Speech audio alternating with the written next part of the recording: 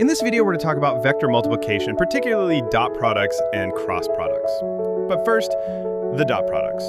Suppose we have vector u and v, where u equals 1, 2, 3, and v equals 2, 3, 2. Dot product of these vectors is denoted by u dot v this way.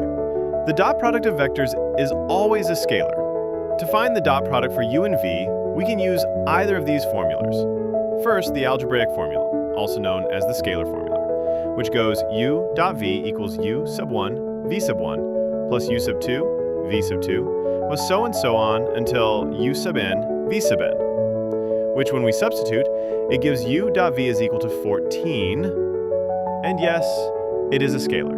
The second formula is the geometric or angle-based formula, which says u dot v equals magnitude of u times the magnitude of v cosine theta. Since the angle is not specified, we can use the formula to find it by making theta subject of the formula. Making theta subject of the formula, we get theta is equal to arc cosine times u dot v over magnitude of u times magnitude of v. Substituting and computing the magnitude, we get theta is equal to the arc cosine times 14 over square root of 238, and that equates to 24.8 degrees. Now the cross product, also known as the vector product. Suppose we have the same vectors, u is equal to 1, 2, 3, and v is equal to 2, 3, 2. The cross product of vectors u and v is denoted by u times v with the multiplication sign. Note that u times v is not equal to v times u, but rather negative v times u. There are two common formulas.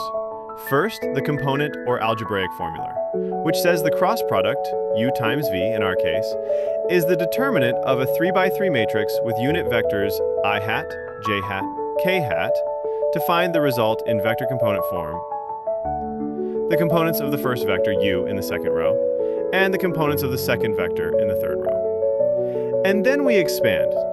Easy, right? After all this, we can now substitute our components and compute. And we obtain a vector that's orthogonal to both vectors u and v, which has the components -5, 4, -1. Now the second is the geometric or angle-based formula, which says the magnitude of the cross product of u times v, which is equal to the magnitude times the magnitude of sine theta. Finding the angle, we make theta the subject of the formula.